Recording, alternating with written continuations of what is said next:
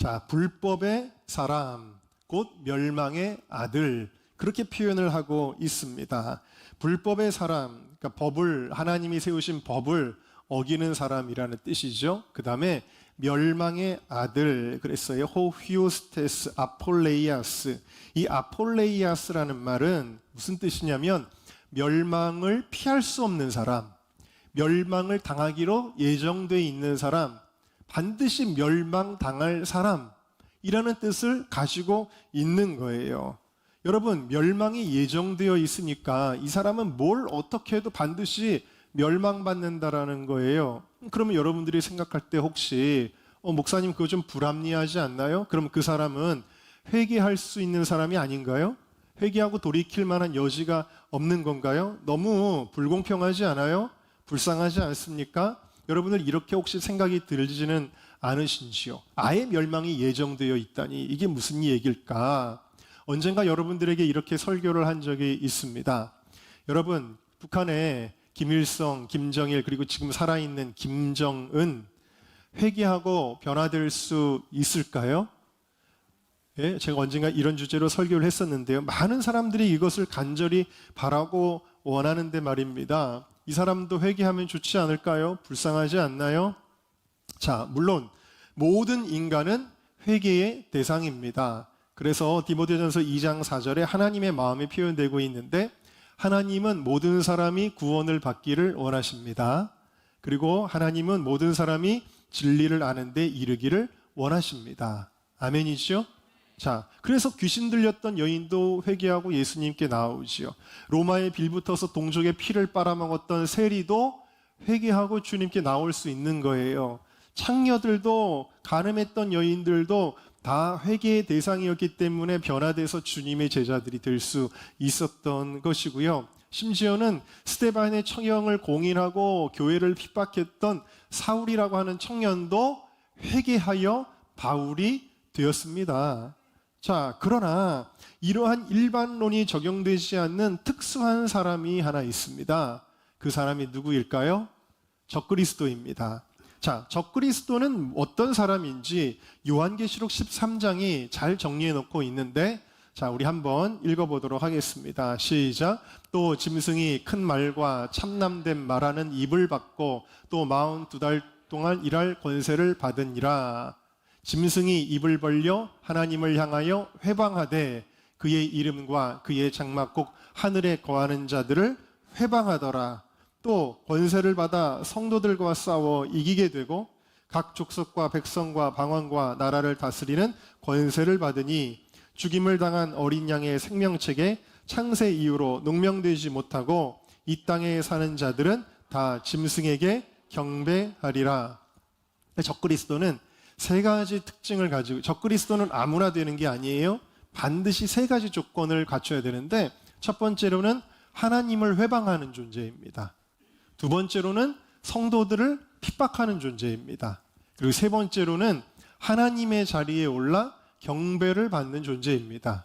이 중에 한 가지, 두 가지만 갖췄다고 해서 그를 적그리스도라고 말할 수가 없고 이 세 가지를 다 갖춰야만 적그리스도예요. 그러니까 예를 들어서 사울은 비록 성도들을 핍박하기는 했지만 자기가 하나님 자리에 올라 내가 하나님이다라고 하지 않았죠. 그는 하나님을 향한 열심 때문에 잘 모르고 했던 거예요. 그러니까 적그리스도가 될 수가 없는 겁니다. 이 세 가지 중에 하나도 빠지면 안 돼요. 그런데 적그리스도 하면 우리가 요한계시록에 나오는 마지막 때에 이 땅을 다스리는 대환란 기간 동안에 통치하는 그 적그리스도를 생각을 하게 되는데, 이 적그리스도는 아직 자신의 정체를 드러내지는 않았지만 어쩌면 지금 우리가 살아가고 있는 이 시대에 지금 어디선가 숨쉬고 있을지도 몰라요. 자기의 신분을 이제 언젠가는 드러내게 될지도 모릅니다. 지금이 정말 마지막에 임박한 때라면요. 그러나 어쨌든 아직 자신의 정체를 드러내지는 않았지만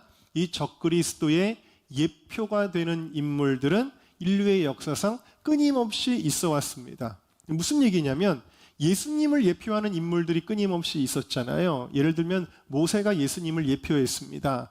애굽에서 이스라엘 백성들을 구원하여 광야로 이끌고 가나안 땅으로 인도한 사람이 모세거든요. 예수님을 예표한 거예요. 여호수아가 이스라엘 백성을 가나안 땅으로 인도하죠. 여호수아도 예수님을 예표하는 사람이에요. 이름도 예수님과 똑같은 이름이고요. 다윗이 예언적인 시들을 많이 썼는데 십자가에서 고난당하는 것에 대한 그런 또 핍박당하는 것에 대한 그런 시들을 많이 썼는데 다윗도 예수님을 예표하는 사람이죠. 성경에 많은 인물들이 예수님을 예표하지만 진짜 예수님은 아니더라도 예표하는 인물들이 있었던 것처럼 적그리스도를 예표하는 인물들이 인류의 역사상에 끊임없이 있어 왔습니다. 왜냐? 요한일서 4장 3절 말씀을 같이 읽을게요. 시작. 예수를 시인하지 아니하는 영마다 하나님께 속한 것이 아니니 이것이 곧 적그리스도의 영이니라. 자, 여기 보니까 무슨 영이 있다고요? 적그리스도의 영이 있대요. 이 적그리스도의 영이 있는 사람들은 적그리스도의 이 세 가지 조건을 다 갖추고 장차 있을 적그리스도가 행할 일들을 미리 보여주었다. 인류의 역사상 그런 사람들이 끊임없이 있었다라는 거예요. 요한일서 2장 18절도 읽겠습니다. 시작. 아이들아 이것이 마지막 때라 적그리스도가 이르겠다 함을 너희가 들은 것과 같이 지금도 많은 적그리스도가 일어났으니. 자, 여러분 이 지금 요한 1서 이 시대에도 적그리스도가 이미 있대요, 없대요? 있다는 것입니다. 그것도 많이 일어났다라고 그렇게 이야기를 하고 있습니다. 그러니까 적그리스도의 영은 계속 있는 거예요. 그 적그리스도의 영이 인격과 결합되어 적그리스도의 역할을 하는 사람들은 인류의 역사상 끊임없이 계속 있어 왔다라는 것입니다. 그리고 그 예표가 되는 사람들은 아까 말씀드린 대로 적그리스도의 세 가지 조건을 다 충족하는데 아까 화두로 던졌던 김정은 같은 사람도 역시 이 세 가지 조건을 다 갖추죠. 하나님을 회방하지요. 교회를 더럽히고 그리고 교회를 핍박하고 성전 자리에 자기의 우상을 세웠지요. 그리고 자기가 하나님이라고 이야기를 하잖아요. 여러분, 북한의 주체 사상은 세계의 10대 종교 중에 하나로 들어가 있습니다. 종교화되어져 있지요. 그래서 김일성, 김정일, 김정은은 적그리스도의 예표에 딱 부합하는 사람인데 아까 말씀드린 대로 적그리스도의 영을 가진 자들에게는 회개의 여지가 없습니다.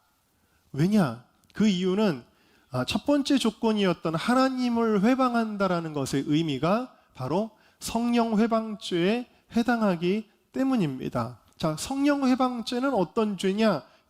마가복음 3장 말씀 같이 읽겠습니다. 시작. 내가 진실로 너희에게 이르노니 모든 죄와 무릇 회방하는 죄는 사하심을 얻되 누구든지 성령을 회방하는 자는 사하심을 영원히 얻지 못하고 영원한 죄에 처하느니라. 자, 성령을 회방하는 죄는 용서를 받을 수 있어요, 없어요? 없습니다. 여러분, 성령 회방죄라는 거는 뭘까요? 혹시 나는 성령 회방죄 진 거 아니야? 네, 여러분, 성령 회방죄도 아무나 짓는 죄가 아니에요. 성령 회방죄는 여러분, 마귀가 원래 루시퍼가 하늘의 천상에서 주님을 찬양하는 천상의 존재였잖아요. 하나님도 잘 알고 천상의 세계를 잘 아는 사람이에요. 그런데도 불구하고 하나님을 향하여 반역을 일으켰어요. 세상에서도 살인죄, 강도죄, 여러 가지 죄들이 많이 있지만 그 중에서 가장 엄하게 다스려졌던 그 죄가 뭐냐면 반역죄죠. 그런데 하나님 나라도 마찬가지예요. 하나님을 향하여 반역을 일으키는데 몰라서 속아서 그렇게 동조하는 것을 의미하는 것이 아니라 적극적으로 하나님을 너무나 잘 알면서도 하나님을 향하여 주먹을 휘두르는 이 죄가 바로 성령 회방죄입니다. 그러니까 사실상 이거 굉장히 두려운 죄예요. 이 죄는 세상의 그 어떤 죄도 연쇄살인범도 진심으로 회개하면 주님께 돌이키면 하나님의 용서와 사유하심을 받는 이것이 기독교의 진리인데 이 성령 회방죄는 용서받지 못해요. 그러니까 여러분들이 만약에 하나님을 잘 안다, 성령의 은혜도 받았어요. 그런데 그 주님의 사랑과 은혜의 깊이를 모두 체험하고도 예를 들어서 그래서 예전에 목사님들이 제일 아주 경계했던 것 죄가 뭐냐면 예배를 방해하는 거. 막 예배를 적극적으로 방해하면 성령 회방죄에 근접할 수 있다. 그래서 굉장히 경계를 많이 하셨죠. 내가 하나님을 너무나 잘 알면서 적극적으로 하나님을 회방하면 큰일 난다라는 것입니다. 근데 이 적그리스도는 하나님을 알면서도 하나님을 회방하는 존재예요. 그래서 용서받을 수 없는 존재이다라는 것입니다. 또 아까 뭐라 그랬냐면 불법의 마귀, 또 멸망의 마귀, 사단 이렇게 표현하지를 않고 불법의 사람, 멸망의 아들 이랬어요. 마귀가 마지막 때 아주 극심하게 이 세상 가운데 역사하는데 누구를 통해서 역사하냐면 사람을 통해서 역사하는 거예요. 마귀의 역사가 사람과 결합되어져서 적그리스도는 마귀의 인격이 사람과 완전히 결합되어져서 뗄래야 뗄 수 없는 존재가 된 것, 이것이 적그리스도입니다. 그래서 이 적그리스도는 하나님의 원수로 행하게 되죠. 그래서 대적하는 자라 하나님을 향해서 성령 회방죄를 짓는 사람이 바로 이 적그리스도입니다. 그런데 많은 그리스도인들이 낭만적으로 기도하는 분들이 있어요. 신앙생활을 굉장히 낭만적으로 해요. 인간의 바람대로. 뭐 예를 들면 과거에 오리겐 같은 신학자도 하나님이 사랑의 하나님인데 지옥이 어딨어? 지옥이 있다 그래도 나중에 다 건져주시겠지. 이 뭐죠? 인간의 생각, 나의 바램, 굉장히 낭만적인 생각이잖아요. 이런 낭만적인 생각에 빠지면 우리는 큰 우를 범하게 되는데요. 기도도 그렇게 하는 사람들이 있어요.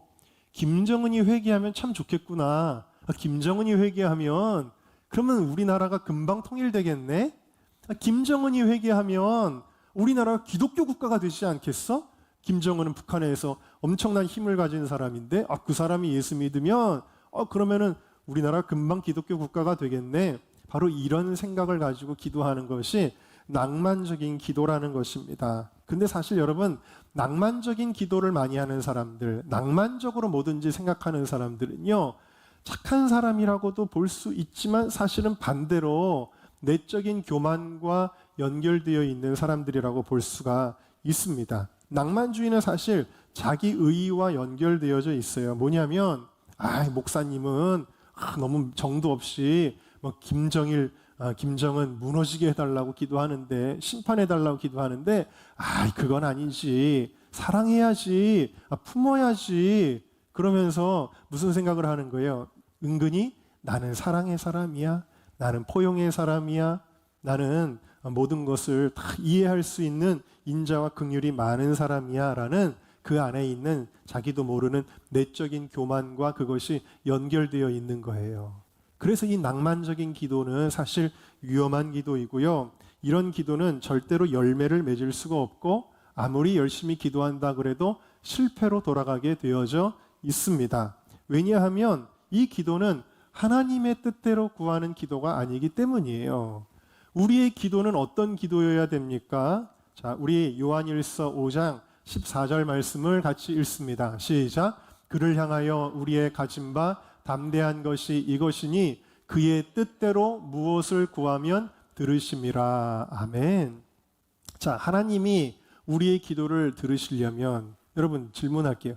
하나님이 여러분들이 무슨 기도를 해도 다 들으시지요? 하나님이 여러분들이 어떤 거를 원해도 다 응답하시죠? 그렇게 이루어 주시죠? 그런가요, 여러분? 물론 하나님은 일단 접수는 받습니다. 그러나 우리가 원하는 대로 이루어 주시는 분은 아니세요. 하나님은 하나님이 원하시는 대로 일하시는 분이시고 하나님의 뜻대로 행하시는 분이세요. 그러면 기도는 뭘까요? 기도의 근본적인 의미는 우리가 주기도문에서 고백하는 것과 같아요. 하늘의 뜻이, 하나님의 뜻이 하늘에서 이루어진 것처럼 땅에서도 이루어지게 해달라는 게 기도예요. 기도는 갑자기 없던 거를 만들어내서 하나님이 막 하게 하시는 거 아니에요. 하나님이 우리의 종이 아니에요. 하나님 우리가 시키는 대로 움직이시는 하수인이 아니에요. 하나님은 주인이십니다. 근데 그 주인 되신 주님께 당신의 주권대로 일하시기를 원합니다 라고 우리가 요청드릴 때에 하나님의 뜻이 하늘에서 계획된 그 모략이 이 땅에서 풀어지게 되는 게 기도거든요. 그래서 사실은 여러분들을 향한 하나님의 놀라운 뜻과 축복의 섭리들이 있음을 믿으십시오. 근데 그걸 다 누리지를 못해요. 왜? 기도하지 않아서. 근데 그거 기도가 특별히 우리가 정욕으로 구하면 안 들어주신다고 야고보서에 그랬잖아요. 어떻게 기도해야 되느냐? 하나님의 뜻대로, 그의 뜻대로, according to his will. 하나님의 뜻대로, 뜻을 따라서 기도하면 하나님이 그 기도를 들어주시는 거예요. 그러니까 우리가 기도할 때 이런 기도도 필요해요. 하나님, 이 시간에 내가 하나님의 뜻대로 기도하게 하여 주옵소서. 그래서 우리가 때로는 영으로 기도하는 것도 필요해요. 왜냐하면 우리의 영이 기도할 때 하나님의 뜻대로 간구하기 때문이에요. 성령이 말할 수 없는 탄식으로 우리를 위하여 하나님의 뜻대로 기도를 도와주시기 때문이에요. 우리는 우리 자신의 생각과 감정, 감성을 내려놓고 기도해야 된다라는 것입니다. 그러면 적그리스도에 대하여는 어떻게 기도하는 것이 하나님의 뜻일까요? 우리는 하나님의 뜻을 어디서 찾지요? 텔레비에서 찾습니까? 인터넷에서 찾습니까? 누구 좋은 현자라고 하는 사람들을 찾아가서 찾습니까? 우리는 하나님의 뜻을 어디서 발견하지요? 성경이지요. 자, 성경에서 적그리스도를 향해 어떤 기도가 등장하는지를 좀 살펴보겠습니다. 요한계시록 6장 말씀을 우리 같이 쭉 읽어볼까요? 시작. 다섯째 인을 떼실 때에 내가 보니 하나님의 말씀과 저희의 가진 증거를 인하여 죽임을 당한 영혼들이 제단 아래 있어 큰 소리로 불러가로되 거룩하고 참되신 대주제여 땅에 거하는 자들을 심판하여 우리 피를 신원하여 주지 아니하시기를 어느 때까지 하시려나이까 하니. 자, 뭐라고 기도하고 있냐면 하나님, 그를 불쌍히 여겨주세요. 그를 제발 용서해 주세요. 하나님, 그를 살려주세요. 그렇게 기도하고 있나요? 뭐라고 기도하고 있어요? 하나님, 거룩하고 참되신 하나님이신데 언제까지 심판하지 않으십니까? 심판해 주세요. 언제까지 이 피값들을 갚아주지 아니하시겠습니까? 주님, 갚아주세요 라고 기도하고 있는 거예요. 순교자들의 기도입니다. 여러분, 순교자들은 정말 우리가 따라가야 되는, 그렇지만 따라가기도 힘든 믿음의 사람들 아니에요? 이 믿음의 사람들이 천상에서 계속해서 기도하는 거예요. 어린 양 되신 예수 그리스도께 뭐라고 기도하냐면 주님, 빨리 심판해 주셔서 이 피를 신원하여 주옵소서. 그렇게 기도하고 있는 거예요. 그랬더니 예수님이 야, 매정하다. 그렇게 기도하지 말고 좀 품고 포용하고 용서하면서 나한테 기도하는 게 낫지 않니? 라고 하시지 않습니다. 예수님께서는 어떻게 응답하실까요? 11절 읽어보겠습니다. 시작. 큰 소리 각각 저희에게 흰 두루마기를 주시며 가라사대 아직 잠시 동안 쉬되 저희 동무종들과 형제들도 자기처럼 죽임을 받아 그 수가 차기까지 하라 하시더라. 예수님의 말씀은 뭐냐면 아직은 때가 아니다. 아직은 심판의 때가 아니다. 언제까지? 하나님이 정하신 순교자들의 숫자가 다 차기까지. 이 말씀은 뭐예요? 그때가 되면 내가 심판할 것이다. 그런 뜻이에요. 그러니까 여러분, 우리는 적그리스도를 향해서 이 기도를 따라가는 거예요. 오늘날에도 있는 적그리스도의 영을 가진 자들을 향해서 이 기도를 우리가 따라가는 거예요. 아유, 목사님, 그래도 목사님 너무 사랑 없습니다. 정 없습니다. 우리 사랑의 하나님이신데, 기독교는 사랑의 종교인데, 여러분들이 여전히, 왜냐하면 사람은 이 논리보다 감성이 앞서는 사람들이 있거든요. 감성이 앞서는 사람들은 논리로 그래, 맞는 것 같긴 하지만 그래도 그건 아닌 것 같아. 불쌍하잖아요. 이렇게 이야기할 거예요. 마치 매정한 것처럼, 사랑이 없는 것처럼, 하나님이 사랑이 없는 것처럼 그렇게 오해하는 분들이 계실지 모르는데요. 그렇지 않습니다. 이 심판은 적그리스도 때문에 무고하게 피 흘리고 고통받는 백성들에 대한 하나님의 구원이요, 사랑이요, 긍휼이요, 자비임을 믿으시기를 주의 이름으로 축원합니다. 이 심판을 통해 하나님의 공의, 악을 심판하시고 하나님을 회방하는 것들을 심판하시는 하나님의 공의와 하나님의 백성들을 그 압제로부터 구원해내시는 하나님의 사랑이 실현되는 것입니다. 바로 이것이 하나님이 자기 백성에 대한 사랑을 보여주시는 것입니다. 이 마지막 때에 특별히 우리가 기도할 제목은 뭐냐면 우리나라가 적 그리스도의 영향력 아래 들어가지 아니하고 이 적 그리스도에 대항하여 하나님 나라를 이뤄가는 이 나라 이민족 되기를 기도하시기를 바랍니다. 밤하늘을 보면은 참 놀라운 광경을 우리나라에서만 볼 수가 있습니다. 미국에 가도 볼 수 없고요. 유럽에 가도 볼 수 없고 남미나 호주나 아시아의 다른 국가에 가도 볼 수 없는 광경을 우리나라 대한민국에서만 볼 수 있는 것이 있어요. 그게 뭔지 아세요? 그게 바로 십자가입니다. 십자가가 다 빛을 발하고 있어요. 수없이 많은, 그것이 하나님을 모르는 사람 입장에서는 불쾌하게 느껴질지 모르지만 여러분, 이것은 참으로 놀라운 은혜요 복이라는 사실입니다. 그런데 이 십자가가 점점 이 대한민국에서 흐려져 가고 있어요. 꺼져 가고 있어요. 더 안타까운 것은 저 북한은요, 한때는 동방의 예루살렘이라 불리웠던 곳이었거든요. 거대한 부흥이 일어났던 곳, 백만인 구령운동이 일어났던 곳이 바로 북한의 평양과 원산과 이런 지역들이었어요. 그런데 지금은 북한이 십자가가 꺼지니까 전체가 암흑이 되어버리고 말았잖아요. 여러분, 오늘 우리는 기도해야 합니다. 무엇을 기도해야 되냐면 그런 엉뚱하고 교만한 기도하지 말아야 돼요. 하나님, 북한의 김정은을 사랑해 주세요. 그를 품어주세요. 그를 용서해 주세요. 이런 기도하지 마세요. 하나님의 뜻과는 반대입니다. 우리는 이렇게 기도해야 돼요. 하나님, 하나님을 대적하는 우상의 세력들이 무너지게 하여 주시옵소서. 그에 동조하는 모든 악한 세력들이 함께 무너지게 하여 주시옵소서. 그리고 북한의 십자가가 다시 세워지고 더럽혀졌던, 무너졌던 성전이 다시 회복되어지고 흰옷 입은 주의 백성들이 모여 남한과 북한의 백성들이, 청년들이 손에 손을 잡고 주님을 할렐루야 찬양하게 하여 주시고, 그리고 이 마지막 때에 여러분, 정말 이 시대는 정말 어둡지 않습니까? 동성애를 합법화하는 것들이 전 세계로 점점 퍼져나가고 있죠. 사회주의의 영향력이 미국도 잠식해서 미국도 이상한 나라가 되어가고 있죠. 무슬림의 세력들이 유럽을 잠식해서 지금 유럽이 무슬림화 되어가고 있지요. 적 그리스도의 영향력이 점점 팽배해지는 이 시대, 어두운 시대 가운데서 우리 대한민국이 그 영향력 아래 들어가는 것이 아니라 이 대한민국이 빛을 발하는 나라가 되어야 될 줄로 믿습니다. 인도의 성자로 불리는 타고르라고 하는 시인을 여러분 잘 아시죠?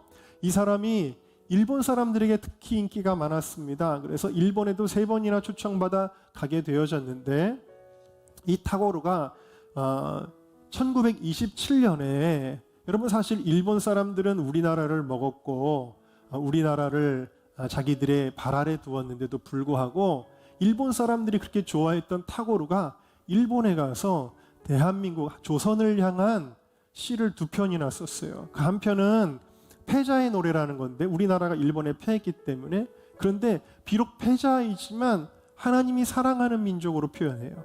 그러면서 아주 특별한 표현을 하는데 우리나라를 신부의 나라라고 표현합니다. 여러분, 우리나라는 다시 오실 예수님을 기다리는 신부의 나라인 줄로 믿습니다. 여러분 모두가 예수 그리스도의 거룩한 신부인 줄로 믿습니다. 그리고 또 하나의 시가 많은 사람들에게 알려진 동방의 등불이라는 시입니다. 일찍이 아시아의 황금 시대에 그 등불의 하나인 코리아, 그 등불 다시 한번 켜지는 날에 너는 동방의 밝은 빛이 되리라. 할렐루야. 얼마나 예언적인 시인지 모르겠습니다. 여러분, 하나님이 다시 이 땅에 불을 밝혀주시기를 원합니다. 우리가 하나님의 뜻에 합당하게 기도해야 돼요. 하나님은 이미 이 대한민국을 세울 때부터, 재헌국회 때부터 목사님의 기도를 통해서 이 나라가 시작하게 하셨어요. 다시 말하면 이 대한민국은 저주받고 끝나는 나라가 아니라 하나님의 약속이 하늘에서 어떻게 이루어졌냐면, 마지막 때 내가 이 대한민국을 제사장 국가로, 선교 한국으로 쓰리라는 하나님의 모략과 계획이 있는 거예요. 우리가 하나님의 뜻이 하늘에서 이루어진 것처럼 땅에서도 이루어지도록 포기하지 말고, 의심하지 말고, 흔들리지 말고 기도해야 되는 것입니다. 하나님 속히 주체 사상의 영, 북한의 모든 우상 정권 예수님의 이름으로 무너질지어다. 저는 날마다 북한을 위해 기도할 때 우리 교회가 지금 이쪽이 남쪽이고요. 저쪽이 북쪽이에요. 저는 저쪽을 향해서 항상 손을 들어서 매일 하루도 빠지지 않고 대적하는 기도를 합니다. 예수님의 이름으로 저 북한의 우상 정권은 다 무너질지어다. 그러면서 기도합니다.